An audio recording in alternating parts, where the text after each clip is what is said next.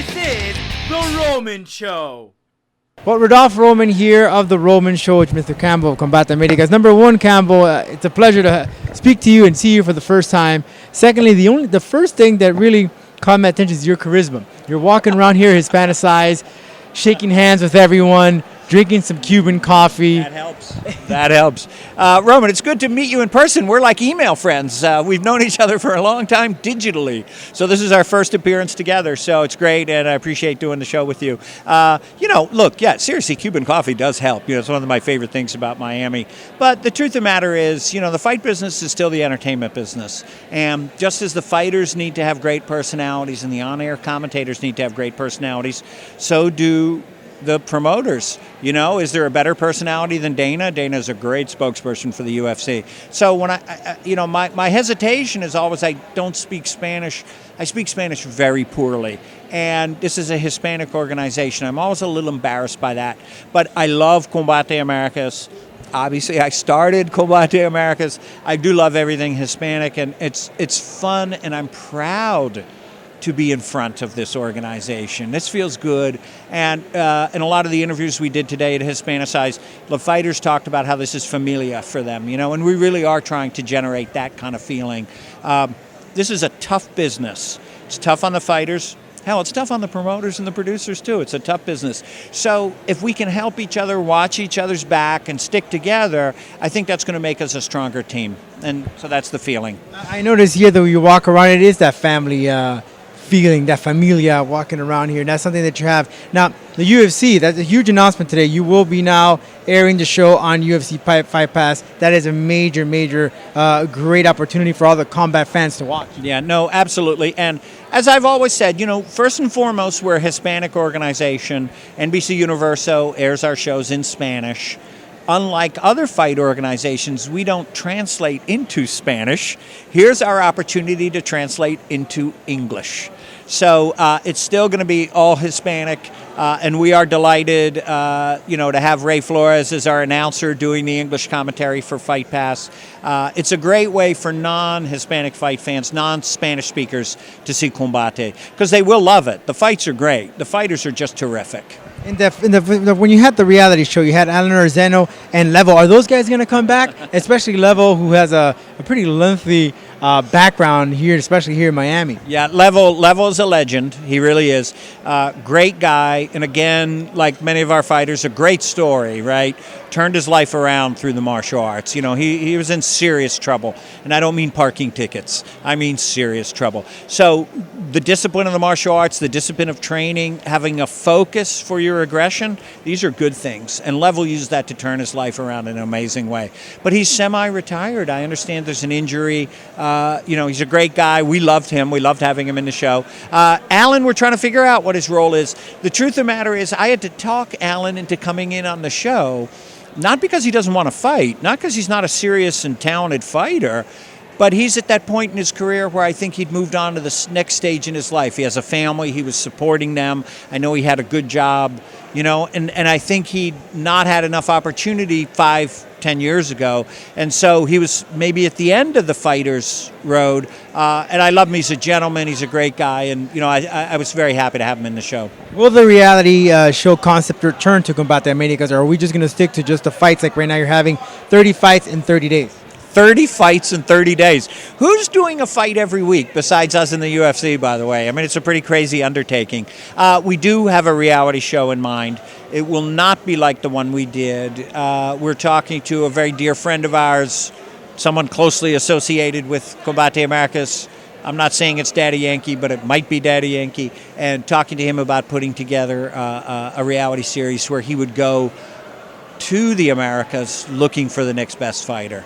So, I mean, God knows, and I don't want to put Yankee on the spot. He's a great guy, but I would watch that show. I'll be the producer of that show, but I would watch Daddy Yankee looking for great fighters. So the UFC has Ultimate Fighter, you have the reality show. Where do you go and get some of these talents? Are you going out there to Latin America? Are you traveling, or you have contacts in different gyms in Latin America? Peru has gyms out there, and they have promotions as well. They're very well known in Chile. I could go a whole bunch of lists that how important and how MMA is increasing in these areas. In Central America, it's also increasing. So are you guys going out there? Absolutely. And we've built a pretty good network of fight scout talents. And you're very right about Peru. It surprised me, too. And I get a lot on Twitter. And I'd love to have everybody follow me at Campbell Combate. There's all the UFC guys are on there. And we talk about the UFC and we talk about Combate. But you'll see, I get a lot of tweets from Peru saying there is a scene down here. So that's great. We're obviously looking at Mexico and Puerto Rico, right? I don't want to say that's easy, but that's easier, right? It's pretty close, and Puerto Rico and America are connected politically, and Mexico is our neighbor. So that's good. But I'll tell you, we're also looking in places where others aren't looking. McAllen, Texas, out in Iowa, in Muncie, Indiana, anywhere where there are pockets of Hispanics, particularly Mexican Americans, right? There's 1 million Hispanics in Chicago, right? So there are places where others aren't looking. The UFC's not in McAllen. They're just not. You know, maybe they're in Dallas or San Antonio, but they're not in McAllen. So one time I was asked, is this show for Latin America? No, this show is for America. You know, just because it's in Spanish doesn't mean it's for South America. This is the U.S., right? And there's a lot of Hispanics here. So we look here, first and foremost, and our audience, first and foremost, is the American audience. What are the chances now the United States and Cuba have trying to rekindle their relationship? That we get some fighters from over there? Cuba has a long history of combat athletes. And right now, particularly, there's a group down here in South Florida that's bringing in a lot of these Cuban combat fighters who are experts in judo and all around. Any chances there as we get closer and this relationship builds stronger that you guys will be looking into bring some of those guys here? Well, I number one, I have to be very careful what I say about Cuba because I'm in Miami, right? So you just have to be very aware, politically correct. Also, you know, I love Miami. I have a feeling I would love Cuba. But no, we don't have any plans to do that, and here's why. I think that there's a great fight tradition in Cuba, particularly in boxeo, and there's a lot of good grapplers there too. But I think for us, the majority of Americans are either Mexican background or Puerto Rican background. And it's just kind of a numbers issue. And for us, we're always going to look first to Mexican Americans, Puerto Ricans, Puerto Rican Americans. And, you know, we're planning our first show in New York now that MMA is legal. And I'll tell you, we're not going to be in Madison Square Garden. We're going to be in the Bronx, yo. It's going to be the Bronx. Because the Bronx is Puerto Rico. And it's Dominicano, you know. And so I'm not saying we don't want Cubans or not interested, but I'm not going to make that a focus. And it's really just a numbers game too, right? Predominantly Mexican-American, predominantly Puerto Rican for Combate Americas. You co-created the UFC. I mean, flash forward to now 2016. Flash forward is right. What do you have seen the way that this sport has developed now? Obviously, there's other promotions. Some promotions are trying to. You've seen the game when they get guys that should be retired.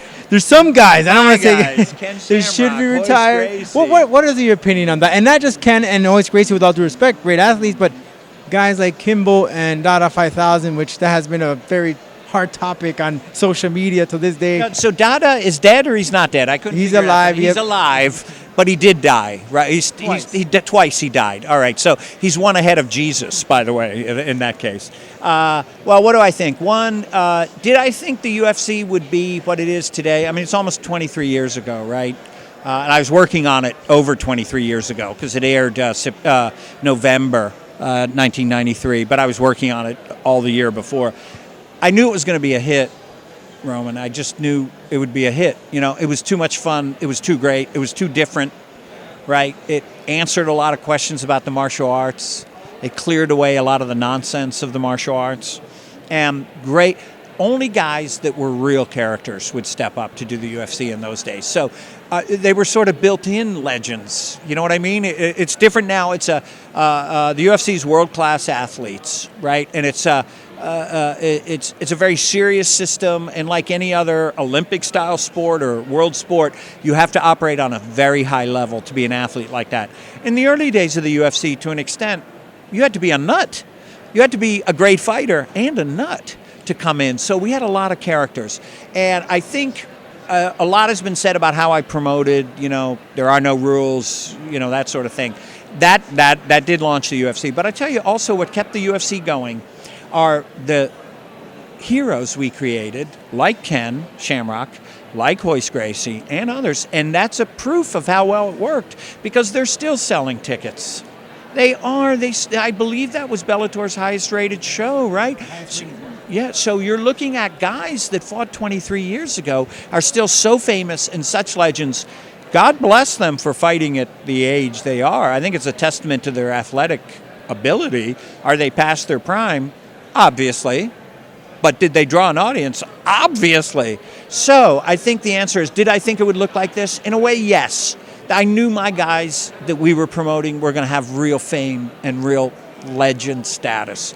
Did I think it would be a world-class sport spreading around the world the way the UFC is and setting it up in Europe and the Middle East and Asia? No, I can't actually say I thought that. I really at the time thought we would just be a huge hit in the U.S. Dada and Kimbo, is that a legitimate fight? I don't want to go back to that. And would you do such a thing like that in one of your promotion?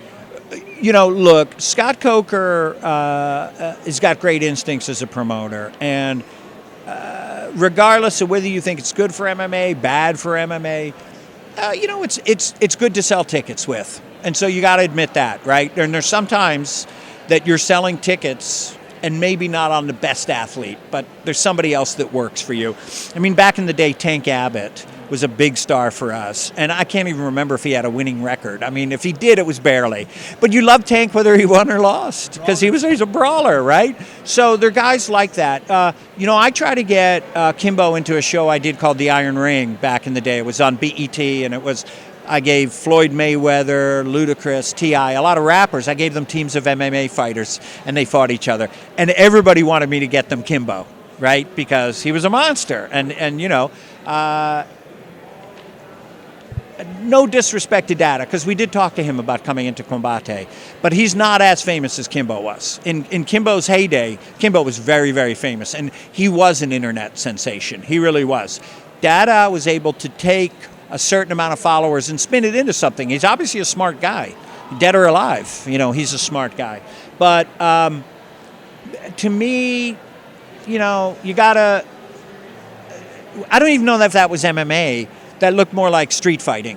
This is The Roman Show.